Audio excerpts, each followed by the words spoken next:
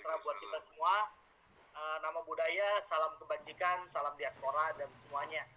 Jadi perkenalkan, saya Stefanus dari Vice President dari Executive Board dari IGN Global. Juga tadi udah Bu Nining udah singkat menceritakan dari BISA, ya, BISA Indonesia Singapore Association. Juga saat ini mendapat amanah sebagai ketua orang diaspora Indonesia di Singapura. Jadi saya akan cerita sedikit biar agak cepat karena waktu juga tentang Singapura. Mungkin Bapak Ibu udah kenal tentang Singapura, nggak perlu terlalu diceritakan, negara kecil ya. Jadi penduduk sekitar 6.9 millionnya until 2030. Dan orang Indonesia di Singapura ada 250.000, jadi lumayan signifikan untuk teman-teman. Nah ini sedikit, ada sekitar 70 restoran, perusahaan-perusahaan yang baik yang SME, jadi Bapak Ibu kita juga masih UKM ya, tapi memang UKM kita ada di luar.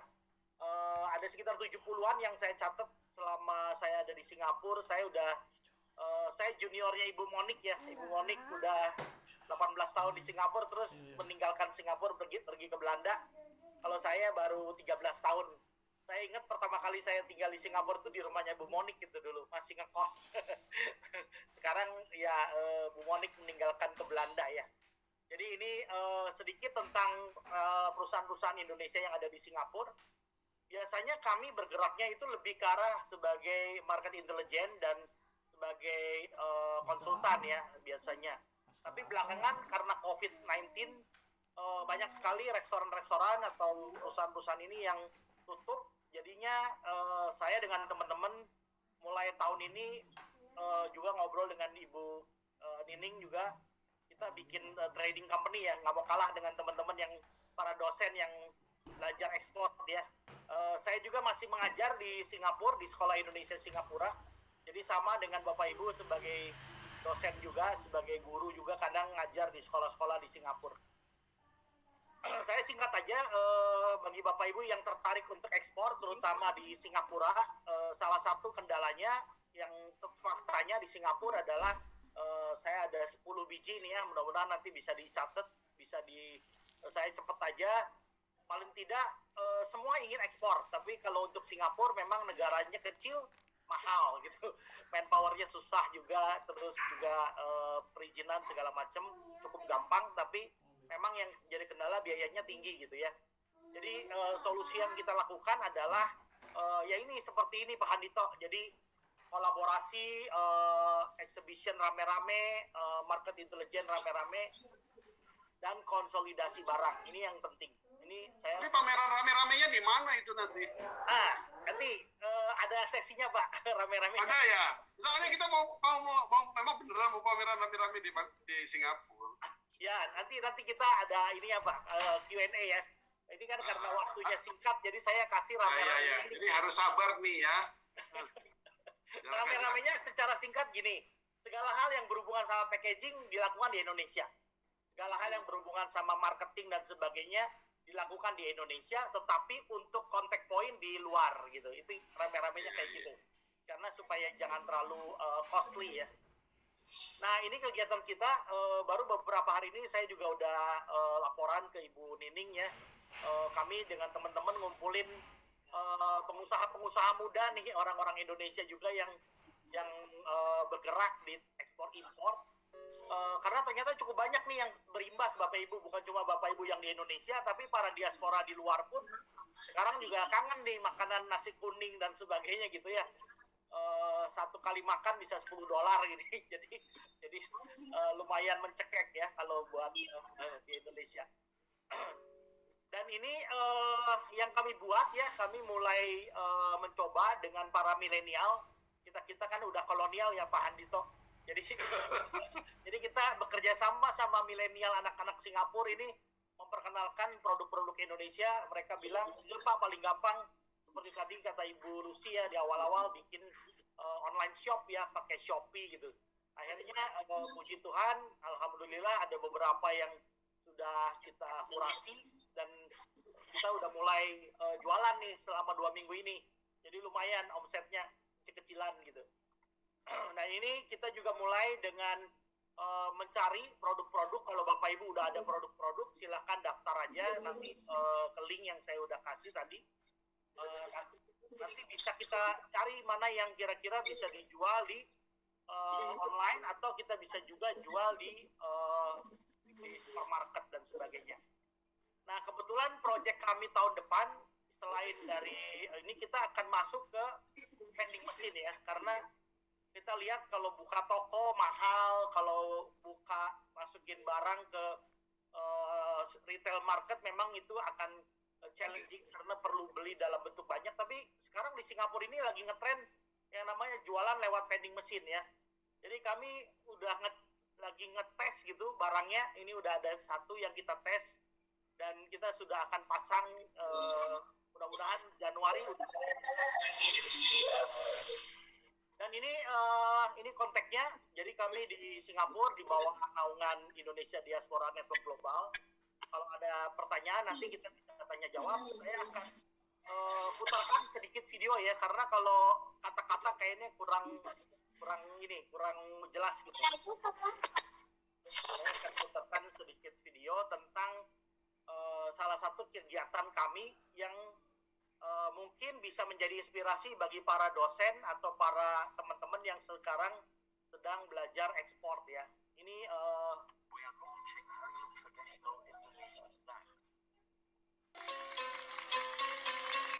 We are launching Halo traditional Indonesian snack. Kelihatan ya. We are launching Halo traditional Indonesian snacks.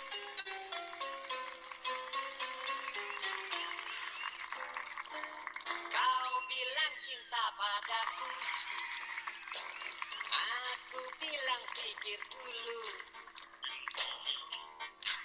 Selera kita terlalu jauh, berbeda. Soft launcher. Capital Kempinski. 2-1 to 2-0 to 1. Sepatumu dari Itali, kau bilang demi gengsi, semua serba luar negeri. Manakah mungkin mengikuti caramu yang penuh hura-hura.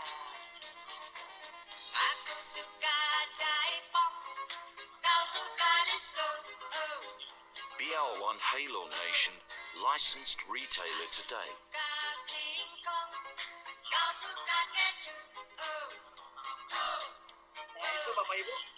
Jadi itu contoh aja bahwa apa namanya? Kita yang dijadikan acuan.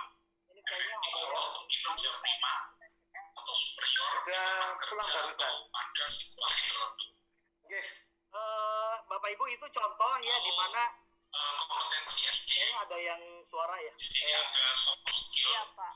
Itu contoh dari di mana kami belajar untuk kolaborasi dengan orang lokal sini yang di mana mereka senangnya lagu-lagu Indonesia. Ternyata saya tanya lagunya lagu-lagu gombloh atau lagu-lagu Hetty Endang gitu.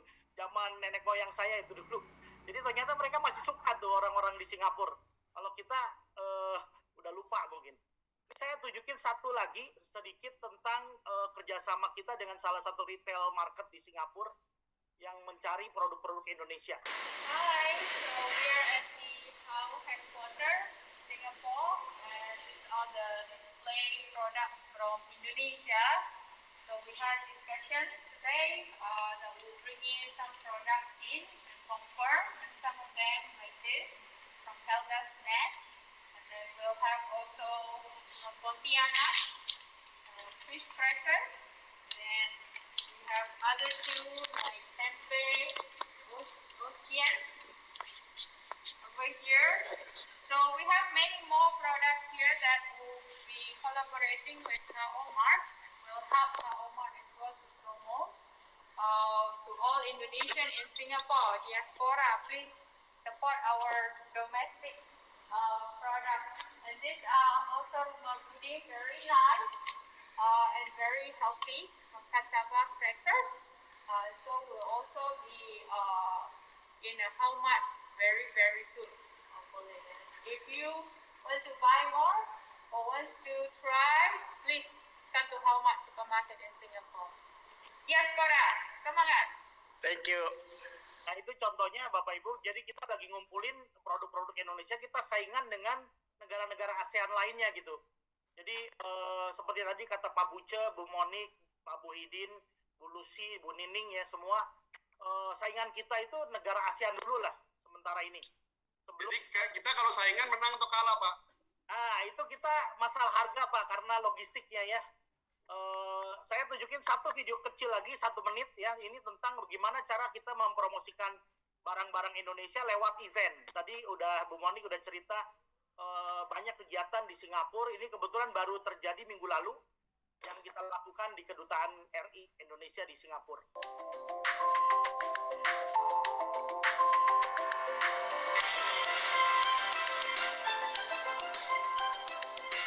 I'm very proud to all the participants coming from Indonesia to this Indonesia Startup and Tourism Insight 2021. A lot of startups do very hard to fulfill their dream, especially in the resilience and reinforce in the pandemic era.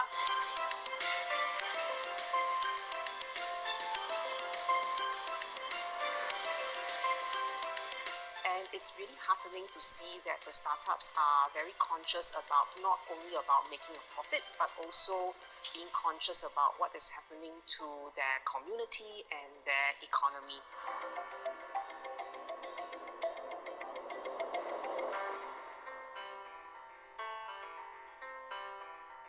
I think events like these are really useful for introducing new businesses to Singaporean investors and even just fans of Indonesia.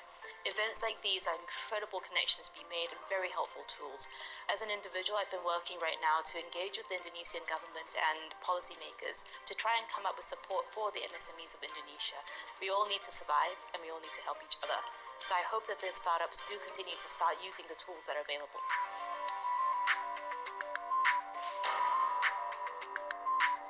Event seperti ini harusnya dilakukan setiap tahun karena pertama untuk melihat dan memberikan encouragement kepada seluruh anak-anak Indonesia, terutama startup, anak-anak muda, terus berkreasi, berkarya sesuai dengan teknologi dan perkembangan ekonomi.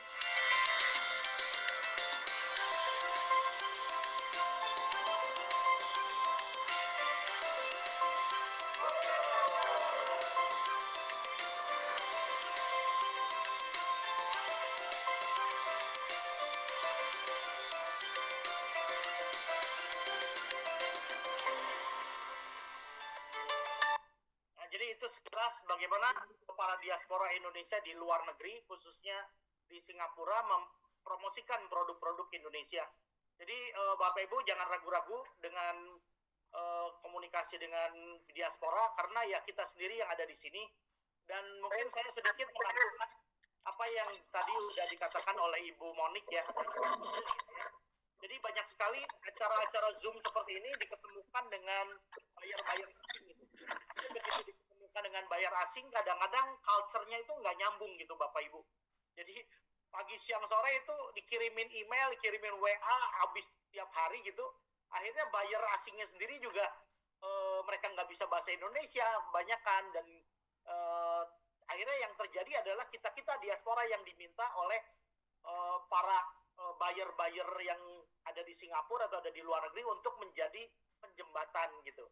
Dan mungkin dengan adanya Pak Andito nih, kita bisa sering-sering nih, apalagi jaraknya Singapura dan Indonesia kan cukup dekat ya, Jakarta cuma 1 jam 3/4 gitu. Kalau untuk Indonesia Singapura bukan karena ada saya, karena ada Pak Stefanus ada di sana. Ya, itu aja Bapak Ibu dari saya jelas tentang Singapura. Ya. Pak Stefanus, pertanyaan satu aja nanti sebelum yang lain. Ini emang di dalam plannya ini mahasiswa yang SCB Export tanggal 12-15 Januari ke Batam. Tadinya mau langsung direct flight ke Singapura, tapi suruh karantina 10 hari nggak ada yang berani. Tapi maksud saya gini, emang kalau ferry lagi nggak ada ya? Nggak boleh, belum. Ferry tetap ada sih dari Batam Singapura, cuman belum dibuka gitu Pak. Belum dibuka ya. barang dari Batam ke Singapura boleh jalan apa enggak? Sekarang kalau hampir Pak, orang-orang Indonesia di Singapura atau orang Singapura sendiri dengan adanya delivery yang 1 hari 2 hari sampai Pak. Cuma nih harga logistiknya jadi mahal. Misalnya saya beli siomay Bandung gitu, sampai rumah saya bisa $15 gitu, $17 gitu sampai rumah gitu. Jadi Dari Batam ya? enggak, dari Bandung langsung Pak, udah ada Oh, langsung. dari Bandung. Dari Jakarta langsung udah ada sekarang. Ya, ya. Nanti gini aja, antara tanggal 12-15 nanti kita kirim ekspor barang dari Batam aja ke Singapura. Bisa Pak, mungkin Oke. sedikit tambahan. Jadi di Singapura ini banyak pasar kaget Pak, Bapak Ibu. Oke. Kalau misalnya mau Lebaran, mau Natalan, mau Tahun Baru nih, banyak pasar kaget. Misalnya di Jogja atau di Geylang dan sebagainya. Iya, iya. Jadi yang dimaksud ekspor adalah bukan yang seperti itu Bapak Ibu. Jadi kalau masuknya lewat Batam, banyak di Singapura. Semua barang ada di Singapura lewat Batam. Tetapi Iya. kalau yang disebut ekspor adalah barang yang masuk ke supermarket.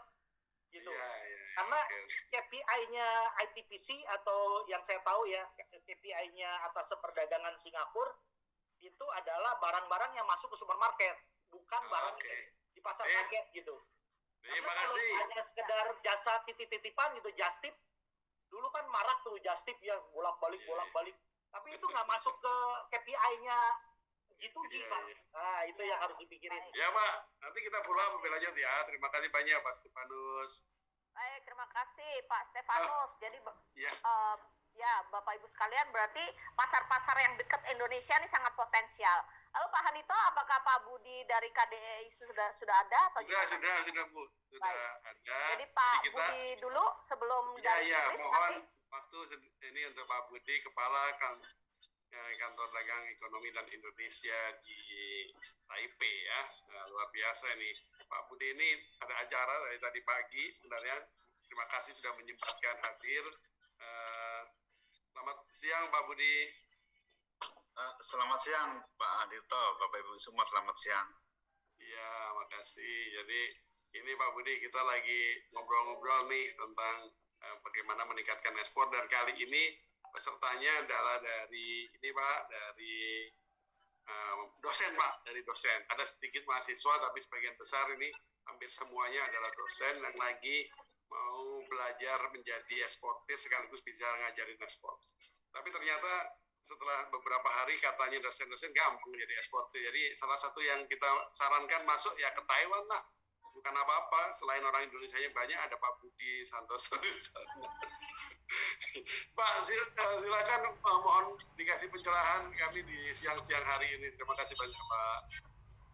Baik Pak, boleh saya share? Boleh Pak. Pak Budi mungkin udah jadi co-host kayaknya ya. Ya, panitia mohon jadikan Pak Budi co-host ya. Saya juga belum dijadiin co-host ini sama panitianya. Sudah kali ya? Sudah Pak, sudah. Silakan Pak. Baik, terima kasih Pak Adito. Mungkin saya ingin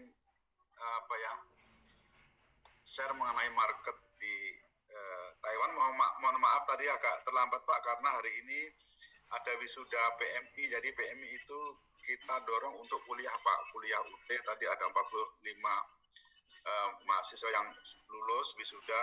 Harapan kami sebenarnya juga para mahasiswa ini setelah pulang ke Indonesia ya salah satunya bisa eksportir Pak. Nanti tolong Bapak. Wah, keren. Ya, Jadi karena tiap berapa bulan ada wisuda di sana? ini total yang sudah diwisuda lebih dari 100 Pak. Jadi biasanya akhir tahun bulan Desember mahasiswa yang masih aktif di atas 200-an sekarang. Oke. Ya Pak. Oke Pak. Ya baik, sebelum masuk ke pasar Taiwan mungkin saya sedikit menjelaskan mengenai Taiwan ya. Taiwan secara umum sebenarnya Taiwan ini tidak terlalu besar ya, kalau dari secara geografis itu kurang lebih sama dengan Jawa Barat ya, tetapi Taiwan ini cukup maju. GDP per kapitanya mencapai sekitar 25.000 US dollar di tahun 2020. Kemudian pertumbuhan ekonominya juga bagus 3,1%, dan dia easy of doing business-nya itu ranking 15. Kalau di Indonesia kalau nggak salah 73 sekarang. Jadi sebenarnya ini jadi kenapa akhirnya berusaha di Taiwan itu sebenarnya juga sangat mudah untuk perizinannya. Ekspornya pun juga cukup besar ya, sekitar 345 billion US dollar, dan surplusnya juga cukup tinggi. Baik, nah kalau di Taiwan ini penanganan COVID ini memang cukup bagus. Jadi kenapa saya harus cerita ini, karena memang sekarang pasarnya tetap berjalan terus, karena penanganan COVID atau kasus positif COVID itu cuma sekitar 16.000 ya. Kemudian yang meninggal 849. Sekarang harian itu rata-rata 10 ya, 10 terkena COVID, tapi hampir 95% itu kasusnya adalah kasus import. Nah, tetapi di Taiwan ini masih sangat ketat ya, walaupun cuma segitu.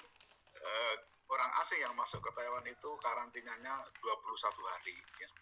1 minggu di hotel, kemudian 1 minggu karantina di rumah, 1 minggu lagi karantina mandiri di rumah, tetapi boleh keluar, cuma tidak boleh ke kerumunan. Jadi keluar ya seperlunya, setelah itu harus pulang.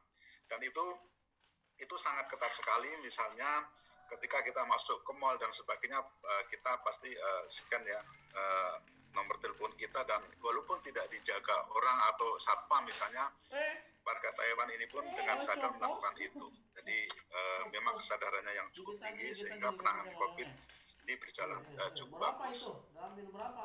Kemudian mengapa kita ekspor ke Taiwan? Ya, lokasinya pertama memang sebenarnya tidak begitu jauh ke Indonesia. Kalau kita naik pesawat penerbangan sekitar 5 jam ya, kemudian untuk logistiknya saya kira juga lebih murah dibandingkan dengan negara lain. Kemudian juga jumlah warga negara Indonesia cukup banyak di Taiwan, ini bisa menjadikan pasar buat kita. Ada sekitar 300.000 warga negara di Indonesia di Taiwan, yaitu terdiri dari 250.000 PMI, kemudian 13.800 ini pelajar atau mahasiswa, kemudian sisanya adalah mixed merit atau WNI yang bekerja secara profesional di bidang lainnya. Kemudian investasi Taiwan di Indonesia cukup besar. Kalau tahun 2019 itu ranking 15, maka tahun 2020 itu sudah masuk ke ranking 9. Jadi banyak investasi ke Indonesia. Terutama mereka adalah relokasi dari investasi mereka yang ada di Tiongkok ya, atau di China. Kemudian yang kedua, kalau kita sasarannya produk PMI artinya BNI, maka Indonesia adalah penghasil produk halal. Di Taiwan memang juga sudah ada, tapi mungkin berbeda ya dengan produk-produk Indonesia standar halalnya. Nah, tadi sudah saya jelaskan bahwa ada sekitar 300.000 WNI kita, yang 75% tadi pekerja migran, 25% pelajar dan mixed merit. Yang 75% PMI ini kebanyakan memang caregiver, yaitu yang menjaga orang tua yang sakit terutama ya. Dan caregiver ini tersebar ke seluruh wilayah di Taiwan, jadi sampai ke desa-desa ya, di pinggir-pinggir gunung pun kita sering menemui PMI kita yang ada di sana. Nah, kemudian di mana para WNI ini berbelanja? Di Taiwan itu ada convenience store itu sekitar beberapa ya, ada beberapa banyak seperti 7-Eleven, Family Mart, HiLife, kemudian juga ada general store seperti Toko Indonesia. Toko Indonesia ini memang masih dikelola secara sederhana oleh para WNI, terutama WNI yang mixed merit. Itu ada sekitar 700 toko Indonesia yang tersebar di seluruh Taiwan. Nah, antara toko tradisional dan minimarket ya, artinya retail modern ini, kalau di sini sinerginya sangat bagus, walaupun tidak ada kebijakan dari pemerintah, misalnya kewajiban retail modern harus berkolaborasi dengan UKM, itu tidak ada, tetapi dengan sendirinya mereka berkolaborasi karena saling membutuhkan. Misalnya toko-toko Indonesia ini justru dimanfaatkan oleh retail modern untuk menjual produk-produknya. Jadi dia adalah bagian dari sistem distribusi yang dilakukan oleh retail modern. Termasuk juga industri kecil menengah. Kalau memang produknya bagus, ya otomatis biasanya retail modern itu bisa menjualkan produk-produknya. Jadi memang sini secara alamiah memang bekerja sama dan saling membutuhkan. Kemudian toko-toko Indonesia tadi, mereka membuat semacam asosiasi yang namanya Asosiasi Pengusaha Toko Indonesia di Taiwan atau APIT. Ya, kemudian toko-toko yang besar, produk-produk Indonesia pun juga sebagian sudah masuk ke supermarket seperti Carrefour, PXmart, dan Welcome. Tetapi ini memang kebanyakan yang masuk ke retail besar ini adalah untuk konsumsi non-WNI. Preferensi konsumen Taiwan, ya, jadi Taiwan ini memang lebih lebih suka produk Jepang, ya, Korea dan sebagainya. Biasanya kalau produk-produk dari Jepang itu mereka sangat suka, ya. Saya tidak tahu persis kenapa. Kemungkinan karena memang ada kedekatan hubungan, ya, waktu itu Jepang juga lumayan lama menjajah Taiwan, tapi mereka justru bisa saling sinergi dengan baik. Kemudian cita rasa, orang Taiwan itu tidak suka yang terlalu pedas, tidak suka terlalu manis, dan juga terlalu asin. Ya, gaya hidupnya itu vegetarian, sangat populer di sini. Jadi kalau Bapak Ibu makan ke restoran di sini mungkin rasanya agak berbeda, mungkin tidak seenak di Indonesia, tapi itulah selera orang-orang Taiwan. Kemudian finishing dan kemasan produk. Jadi kadang-kadang saya itu melihat, Pak, ya, produk di Taiwan itu, misalnya kemarin saya itu beli souvenir itu, Pak, ya, souvenir itu sebenarnya harganya tidak mahal. Souvenirnya saya lihat nggak mahal, tapi mungkin packagingnya bisa 3 kali lipat lebih mahal. Ya, jadi itulah di Taiwan packaging memang nomor 1, dan ada beberapa produk Indonesia itu yang laku dijual di toko Indo. Misalnya kemarin ada kopi laku dijual di toko Indo, tetapi orang Taiwan tidak beli produk itu. Nah, kemudian oleh distributor diganti packaging yang bagus, kemudian dijual di retail modern. Nah, ternyata orang Taiwan suka, padahal isinya nggak berubah. Ya, isinya sama persis, sama-sama kopi, tidak ada tambahan ingredient lainnya, tetapi laku setelah packagingnya dirubah. Kemudian harga, memang buyer mencari harga yang terbaik, ya, dari produsen, makanya di sini kebanyakan importir itu cenderung kemudian dia akan datang ke Indonesia. Ya, walaupun tidak semua, ya, ada beberapa importir yang sudah lama kemudian datang ke Indonesia ingin mendekatkan dengan produsen, kemudian dia menjadi eksportir, ya, yang dari importir menjadi eksportir di Indonesia. Nah, ini sebenarnya bisa kita melakukan, ya, tanpa harus yang Taiwannya jadi eksportir ke Indonesia, tapi itu yang terjadi. Beberapa importir ini akhirnya datang ke Indonesia, walaupun memang kebanyakan dari mereka yang saya kenal itu mereka tetap bekerja sama dengan UKM. Jadi yang mensuplai produk mereka itu UKM, kemudian Taiwannya ini semacam kayak marketingnya, ya, jadi kayak eksporternya. Kemudian pola konsumsi Taiwan ini cukup konsumtif namun sangat selektif, ya, terhadap produk-produk tertentu yang tadi saya sampaikan, ya, dari sisi rasa, kemudian juga packagingnya, dan tentu juga dari sisi kesehatannya. Kemudian media komunikasi yang dipakai itu lain, ya, dia jarang memakai WhatsApp, jadi nanti Bapak Ibu kalau berkomunikasi dengan importir di sini lebih suka pakai lain. Kemudian kalau kita lihat juga neraca perdagangan kita dengan Taiwan, kita memang tahun ini terutama, ya, ekspor kita itu naik cukup besar, yaitu naik 65%. Ini sampai data bulan Januari, kemudian juga kita surplusnya cukup besar kenaikannya, yaitu 386%. Nah, ini mudah-mudahan ke depan kita bisa menekan ekspor kita. Kenapa? Karena dalam kondisi pandemi ini pun sebenarnya Taiwan tidak banyak terdampak, sehingga impor produk tetap berjalan seperti sebelum-sebelumnya.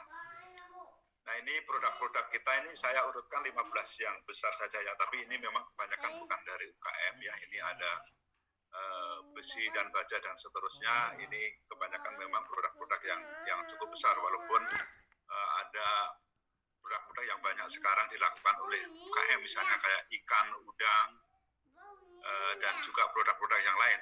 Tapi produk yang 1 sampai 15 ini memang produk-produk untuk manufaktur kebanyakan. Kemudian impor dari Taiwan itu banyak dilakukan dari Kuwait, Thailand, Vietnam, Saudi Arabia, dan Indonesia. Jadi kita memang masih kalah dengan Thailand dan Vietnam ya.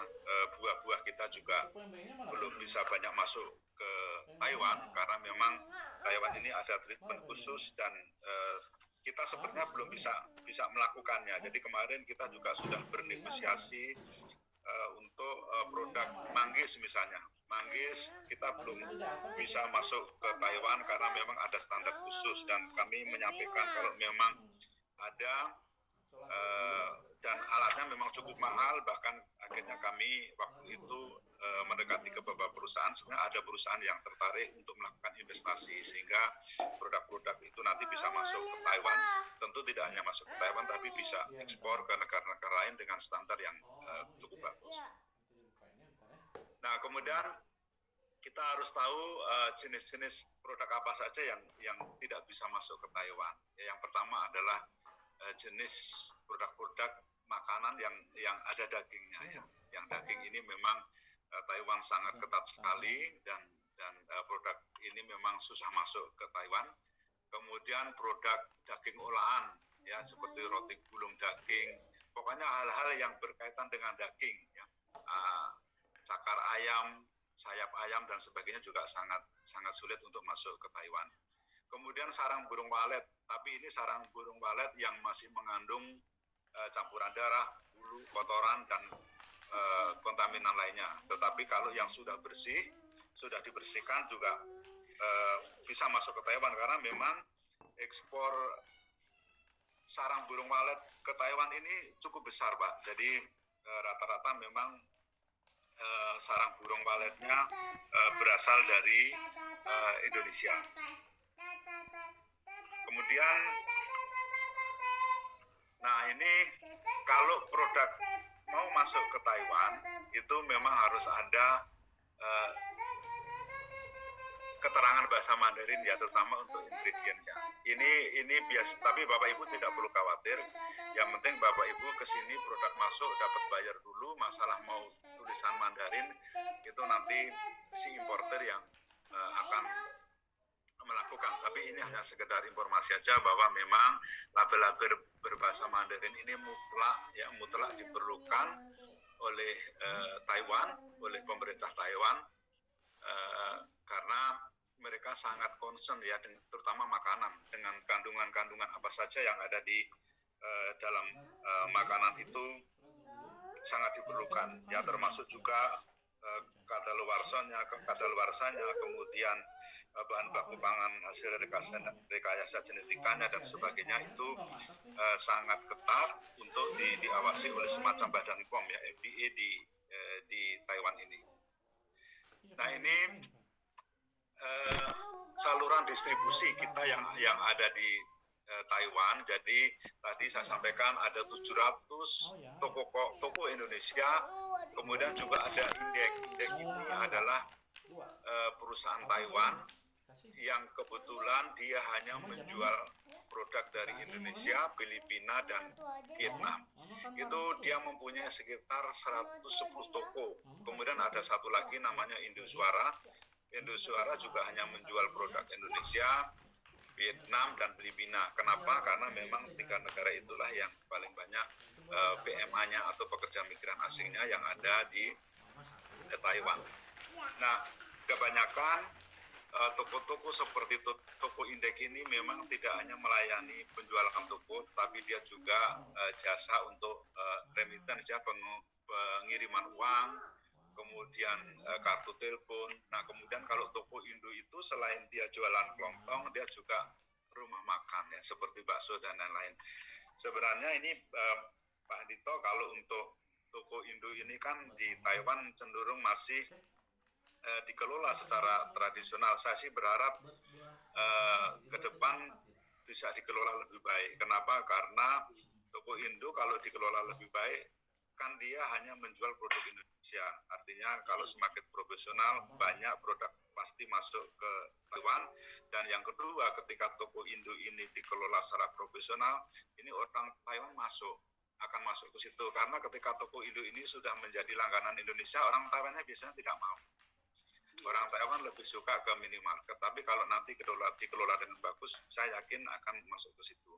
Nah, kemudian juga kami juga memberikan semacam apresiasi ya kepada toko yang omsetnya paling besar. Kemudian juga kita mengadakan lomba kepada komunitas, karena kita itu dari 300.000 atau paling tidak 250.000 PMI itu lebih dari 100 dia memiliki komunitas. Jadi ada komunitas NU, komunitas Muhammadiyah, ada juga komunitas kedaerahan dan sebagainya. Nah, kami memberikan apresiasi kepada para komunitas siapa yang paling banyak menggunakan produk Indonesia. Ya, kita kasih apresiasi. Nah, harapan kami sebenarnya kalau dia menggunakan produk Indonesia, ini bagian dari kampanye bangga buatan Indonesia sebenarnya. Ketika mereka semakin banyak menggunakan produk Indonesia, tentunya kan ekspor kita akan semakin meningkat. Itu aja harapan saya sebenarnya dengan cara-cara seperti itu. Dan ternyata memang mereka banyak ya ketika ngumpul, kan tiap minggu suka ngumpul, itu pasti menggunakan produk Indonesia. Nah, ini contoh-contoh pemasaran retail produk Indonesia untuk konsumen BNI di Taiwan. Ya, ada beberapa produk, bahkan kalau di Jawa itu apa ya, ulek-ulek aja juga laku di sini, Pak ya. Daun kemarin kami melihat ke salah satu distributor, daun jeruk saja laku. Daun jeruk purut ya. Tempe dan segala macam di sini sangat laku keras. Dan ini contoh-contoh toko Indo ini kebetulan yang kami foto yang agak bagus, Pak. Toko Indonya yang agak bagus, tetapi yang lebih tradisional juga sangat banyak. Nah, ini mungkin yang ke depan bisa kita benahi. Ini juga produk-produk kita yang dari pabrikan yang sudah masuk ke Taiwan, dan ini kalau ini tidak hanya di toko Indo, ini sudah banyak masuk ke toko-toko retail skala besar seperti Carrefour, kemudian Artimart dan sebagainya. Jadi ini sudah banyak dikenal oleh konsumen non BNI ya. Jadi para orang Taiwan ini sudah menyukai produk-produk ini. Nah, upaya-upaya yang kita lakukan ya, pertama kita sering melakukan pameran untuk produk Indonesia. Kemudian yang kedua, kita beberapa kali melakukan business matching ya. Nah, untuk business matching ini kami sangat berharap bahwa yang akan melakukan business matching dari Indonesia, khususnya UKM itu kalau bisa ada penampingan. Ya, mohon maaf, kadang beberapa waktu yang lalu kita memfasilitasi eksportir UKM perorangan ya, karena memang dia minta dipasarkan, tentu itu kewajiban kita, tapi ada juga ketika dipasarkan di kemudian hari bermasalah, akhirnya bayarnya juga komplainnya ke KDI. Nah, jadi untuk itu kami sebaiknya kalau business matching memang harus ada instansi apapun bentuknya, apakah sekolah ekspor atau dari instansi pemerintah atau asosiasi, itu bisa mungkin sebagai wadah untuk melakukan business matching. Demikian juga di Taiwan. Di Taiwan ini importer ketika business matching dia juga tidak mau sendiri. Dia maunya melalui KDI karena KDI adalah wakilnya dari pemerintah, sehingga mereka akan merasa lebih nyaman kalau memang business matchingnya dilakukan melalui KDI. Nah, ini upaya-upaya ini terus kita lakukan melalui business matching, bahkan mungkin dengan kondisi sekarang ini kita menjadi lebih efisien ya. Jadi kita tidak business matching tidak harus bertemu, dan ternyata itu juga tidak mesti difasilitasi dengan pertemuan fisik ya. Ternyata banyak, Pak, ini yang business matching ini malah langsung sudah deal ya, sudah terjadi transaksi jual beli. Belum lama, mungkin sekitar 2 minggu yang lalu juga terjadi pengiriman untuk ikan asin ya. kalau saya bilang, kalau bahasa Jawanya gereh gitu ya, ikan asin, 1 kontainer itu pun juga tidak pernah ketemu. Jadi artinya memang dengan adanya jaminan dari kami, kemudian juga ada jaminan dari Indonesia dalam hal ini yang membawa eksportir itu, pihak importer akan lebih tenang, lebih nyaman, sehingga ketika akan terjadi transaksi pun tidak harus ketemu dulu, ya tidak harus ketemu dulu karena memang sudah saling percaya. Nah kemudian kita juga ada namanya, jadi kita punya platform digital ya, kita punya e-commerce namanya Indonesian Store atau idnstore.tw. Jadi kita bekerjasama dengan konsul dagang di Hong Kong, kemudian ITBC di Shanghai, dan Atasa Perdagangan di Beijing ya, bersama dengan Atasa Perdagangan kita di KDI membuat platform baru, yaitu untuk menjual secara retail, secara online produk-produk Indonesia. Jadi memang nilainya belum begitu besar Pak ya. Jadi siapapun, terutama UKM ini bisa menjual produk melalui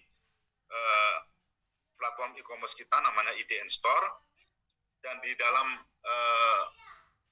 website ini juga ada 3 bahasa ya, bahasa Mandarin, bahasa Inggris, dan bahasa Indonesia. Jadi Bapak Ibu para UKM ini sebenarnya sudah bisa langsung jualan secara retail, dia tidak harus produsen, ya, dia boleh trader dan tidak dikenakan biaya, ya, tidak dikenakan biaya sepersen pun tidak ada, semua difasilitasi oleh pemerintah.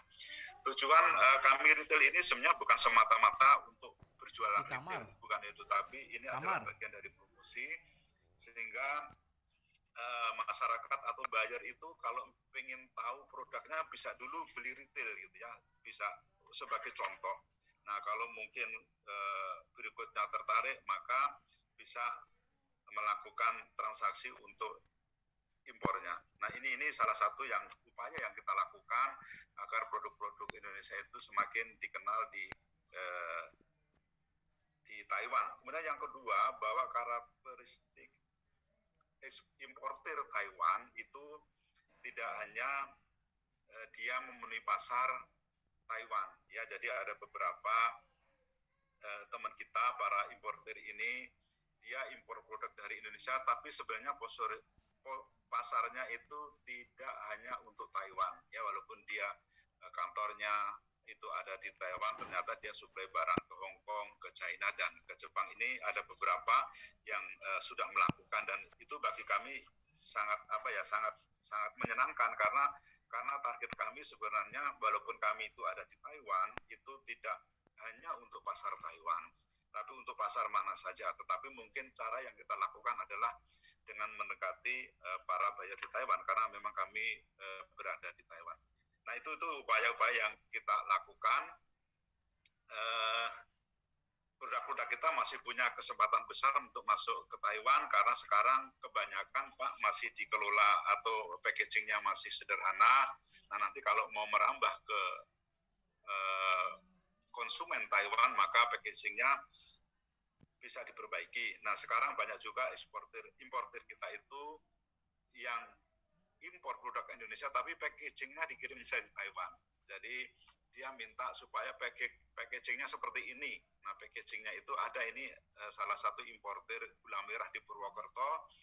Gula merah di Purwokerto ini laku keras untuk PMI sebenarnya, tetapi untuk warga Taiwan tidak ada yang beli. Kemudian importernya itu kirim packagingnya ke Indonesia, ke Purwokerto. Setelah di packaging bagus, dijualah di retail skala besar, harganya bisa 4 kali lipat.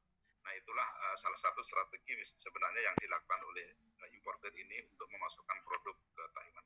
Saya kira itu Pak Andito yang dapat kami sampaikan. Mungkin nanti kalau ada hal yang perlu bisa kita diskusikan bersama. Terima kasih. Wassalamualaikum warahmatullahi wabarakatuh.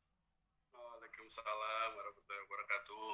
Wah ini kalau sudah seperti ini buat Bapak Ibu sekalian, apalagi Bapak dosen sebagai calon eksportir maupun pembina mahasiswa dan UKM eksportir baru, kalau udah dipermudah kayak begini nih Ini haruslah kita jadi eksportir atau menggerakkan UKM dan anak-anak muda kita jadi eksportir ya, masuk ke pasar Taiwan. Ternyata udah di-prepare sedemikian lengkap oleh KDI di Taiwan, dan saya nggak bisa ngomong apa lagi nih. Gimana nih Mbak Kartini ini? Stella atau Sadam, saya rasa ini sudah lengkap ini. Tapi barangkali ini karena saya tahu ini kita menculik Pak Budi sebentar. Saya ingin ada satu aja pertanyaan dari Bapak Ibu sekalian untuk Pak Budi, supaya ini nih, kami nggak boleh banyak-banyak. Satu aja, izin. Pak Budi ya, satu aja Pak, mohon ya. Ada Bapak Ibu sekalian, ini yang resign dari tadi nih, yang ada yang khusus Pak Gunawan ya, silakan Pak Gunawan, izin ya, satu aja ya. Maaf ini waktunya uber-uber. Silakan Pak Gunawan atau Pak siapa nih? Iya Pak Gunawan Santoso ya. Bisa. Oh ini namanya sama kayak Pak Budi. Halo. Ya alhamdulillah. Assalamualaikum warahmatullahi wabarakatuh. Waalaikumsalam. Ya ini sangat super sekali nih, luar biasa Pak Handito nih sama tim sama Ibu Presiden Bu Kartini juga ya, luar biasa. Tapi ini wajahnya belum kelihatan ini. Oh iya maaf. Ya. Ya. Gimana Pak? Baik. Saya sebetulnya sangat setuju ini kalau misalkan kita langsung go eksportir ke negara-negara Pak. Kebetulan saya kan dari Brebes Pak. Saya itu bakul batik Pak, batik Brebes Pak. Terus kemudian bawang merah. Batik ya? Bukannya di Brebes ada telur asin? Iya, telur asin juga ada Pak. Kita punya UKM-nya itu punya pengusaha Brebes Pak. Jadi kita punya perkumpulannya, terus saya juga udah gabung ke sana. Jadi saya itu pengusaha batik, terus pengusaha karet Pak. Terus ada lagi kebun yang kemarin kebun apa ya namanya? Lupa. Yang ini buat ini badur Pak, pohon badur Pak. Badur atau porang gitu. Kita sudah siap panen Pak, siap olah gitu ya. Kemarin baru pembelajaran dari Bandung gitu ya. Nanti kalau misalkan mau dieksportir juga siap ini alhamdulillah. Terus saya tertarik terhadap tadi di Taiwan, terus di negara di Belanda dan lain sebagainya. Ini sangat luar biasa Pak. Saya ada saran Pak. Jadi yang pertama itu ini kan kita seperti yang di awal waktu Pak Handito menyarankan gitu ya. Kita harus menulis cerita gitu ya tentang planning kita gitu ya. Itu yang pertama. Terus kemudian yang kedua, rencana-rencananya itu adalah membuat kedepannya ide-ide dari dosen gitu ya. Ide-ide dari dosen itu sebagai tim leader kepada mahasiswa nanti mengarahkan menjadi importir muda juga gitu. Dan saya ingin bertanya itu Pak, konsepnya ini nanti untuk teknisnya gitu Pak, ya. Karena ini baik. Pak izin ini kita tujukan ke Pak Budi dulu ya. Oh iya. Iya, betul. Untuk teknis di Taiwan tadi kan ada situs IDN Store ya itu ya. Nah, itu untuk orang Indonesia, terutama saya nih misalkan mau menjual telur asin, batik ya, terus kemudian karet dan lain sebagainya gitu ya. Dari usaha saya itu dan kelompok teman-teman UKM saya gitu, terutama ibu-ibu nih yang menunggu nih di saat pandemi ini pemasukannya UKM-nya itu lagi merosot di kita ini. Jadi kalau dibantu ini mau masuk ke sananya itu lewat IDN Store bisa nggak gitu kita memasarkannya lewat sana gitu. Ya Pak ya. Oke. Ya, secara simpel. Terima kasih Pak. Terima kasih Pak Gunawan. Tadi karena wabarakatuh. disebut-sebut ibu-ibu ini udah bonus satu deh ya. Siap. Undang Endang Rudiatin. Nah, maaf ini hanya 2 ya, maaf ya Bapak Ibu. Ya. Terima kasih Bapak Handito, Ibu Kartini. Ini saya semangat sih sebetulnya karena kalau saya dengar dari sejak kemarin itu sebetulnya produk-produk kita itu kayaknya memang diminati. Cuma bagaimana caranya nih udah diminati tapi betul-betul ketemu gitu loh sama yang menginginkan. Jadi nggak usah pakai tangan kedua, tangan ketiga, langsung aja nih diaspora itu betul-betul kita harapkan kontribusinya ya. Terus kemudian ini Pak, saya untuk Brunei ya. Saya tuh Enggak, Bu, ini konsentrasi ke Taiwan dulu bentar. Oh, Taiwan ya. Oke. Ya, sama sih Taiwan, Brunei, kan Taiwan tuh banyak pekerja ya di sana, Taiwan itu. Sehingga sebetulnya kata saya dengar dari teman-teman yang banyak pernah ke sana, itu Taiwan tuh sebetulnya Indonesia juga gitu loh. Jadi banyak sekali produk-produk Indonesia tuh di sana. Dan itu katanya kalau sudah itu cocok itu Pak buat pameran. Saya ini spesialis ngurusin SME Association yang untuk ngurusin pameran-pameran. Jadi kalau misalnya Pak Budi ya itu bisa mengakomodir gitu loh Pak untuk pameran di sana, itu biasanya katanya kalau udah datang pameran tuh sama seperti kayak di Indonesia dikerubut gitu loh. Jadi jadi mungkin bisa begitu tuh Pak Budi. Jadi kalau ada kemungkinan pameran kita bisa lah coba-coba untuk ke sana. Jadi misalnya satu orang itu bisa diikuti oleh beberapa. Jadi satu jenis produk bisa kita kumpulin kan. Nah, di sana kita buka itu yang namanya booth-booth yang satu jenis. Nah, itu semuanya dari Indonesia. Nah, Pak Budi tinggal mengkoordinir nih loh yang bisa masuk apa saja gitu loh Pak. Jadi sangat berharap ini. Jadi jangan hanya lewat-lewat online, kayaknya itu kalau budayanya masih seperti itu. Jadi karena sangat banyak orang Indonesia gitu. Ya, terima kasih. Ibu dari universitas apa tadi Bu, perguruan tingginya? Saya Muhammadiyah Pak. Muhammadiyah mana? Jakarta. Jakarta ya. Kebetulan saya juga ketua SME Association yang bagian pameran-pameran Pak. Oh sama Ya, dengan dia juga. maaf Pak Budi banyak yang nanya tapi saya juga tahu Pak Budi ada ini diculik kegiatannya. Pak Budi silakan Pak Budi jawab. Baik, terima kasih Pak Andito, terima kasih Pak Gunawan juga Bu Endang. Untuk yang IDN Store ya sebenarnya itu sangat gampang Pak, produknya apa saja nanti Bapak bisa buka di idnstore.tw, di situ ada prosedurnya ya, cara mendaftarnya dan sebagainya, bagaimana uploadnya, paling cuma dimintain ini aja nomor rekening sama alamat email karena itu untuk memudahkan transaksi ketika terjadi jual beli. Jadi sangat sederhana Pak, nanti Bapak bisa lihat ada fasilitasnya di situ. Kemudian untuk Ibu Endang, Bu, jadi kita itu setiap tahun itu paling tidak ikut 11 kali pameran. Kebetulan karena di Taiwan ini lagi pandemi kemarin sempat berhenti ya, tapi sekitar 1 bulan yang lalu kita sudah mulai ikut pameran lagi. Jadi banyak pameran yang diselenggarakan oleh Taiwan ini banyak sekali dan kita ya mungkin karena keterbatasan anggaran Pak, jadi kita baru bisa 11 dan itu rata-rata diikuti oleh eksportir dari Indonesia. Kalaupun dia tidak misalnya pada produk tertentu, kalaupun dia tidak bisa ikut secara fisik datang, maka biasanya kami minta brosur atau produk bisa disampaikan ke kami. Yang kedua, kami itu juga punya showcase kita itu cukup luas, ada sekitar mungkin 250 meter kali ya. Di situ memajangkan produk-produk Indonesia. Jadi ada etalase produk Indonesia. Setiap saat orang bisa datang ke situ. Ya, jadi siapa saja bisa datang ke situ dan ruangan itu selalu saya manfaatkan ketika ada meeting dengan orang Taiwan. Jadi saya khususkan kalau ada tamu rapat itu di ruangan itu karena memang tujuan saya biar dia tahu produk kita. Kalau dulu kan suka ada ruangan tertentu maka saya pindah. Jadi situ harus ada ruangan rapat sehingga siapapun walaupun itu mungkin bukan pengusaha ya, tapi mungkin pejabat dari Taiwan atau apa rapat ya harus di ruangan itu sehingga dia akan melewati area-area showcase tadi. Kemudian yang kedua di tempat kami itu kan juga ada pelayanan pelayanan keimigrasian itu rata-rata setiap hari 200 orang atau WNI yang datang. Nah rata-rata kalau mereka dari Indonesia khususnya produk makanan itu baru dan menurut kami itu potensial, maka biasanya kami kenalkan dulu dengan para PMI yang nyari paspor atau urusan dokumen lain. Jadi mereka ketika datang udah tahu ini ada produk baru nih dari Indonesia, nanti itu di sembarang toko pasti ada.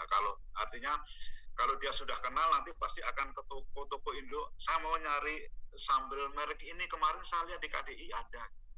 Nah itu sebenarnya salah satu cara bagaimana kami memperkenalkan produk-produk itu dari kami dulu, karena Ketika importer itu tahu produk, belum tentu dia mau impor.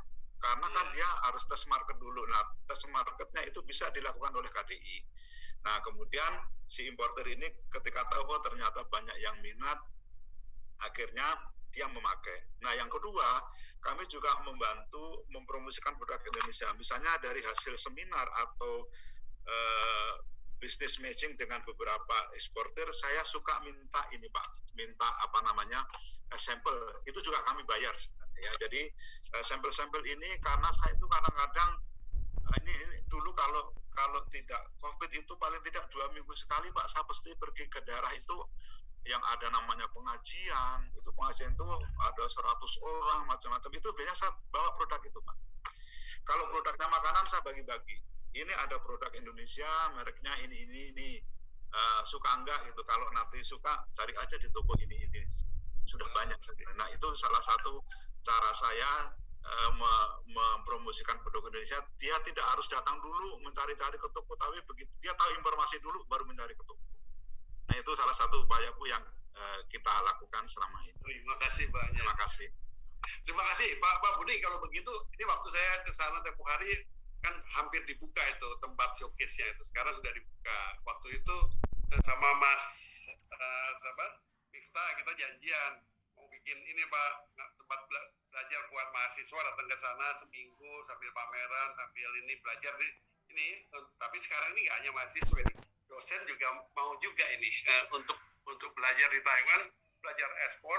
Maksudnya sambil di situ ketemu sama ini tadi pengusaha dari Indonesia maupun dari Taiwan yang di sana, kemudian ada pameran di sana. Nanti kita arrange begitu ya Pak ya. Ini cita-cita tertunda. Mungkin satu lagi Pak. Jadi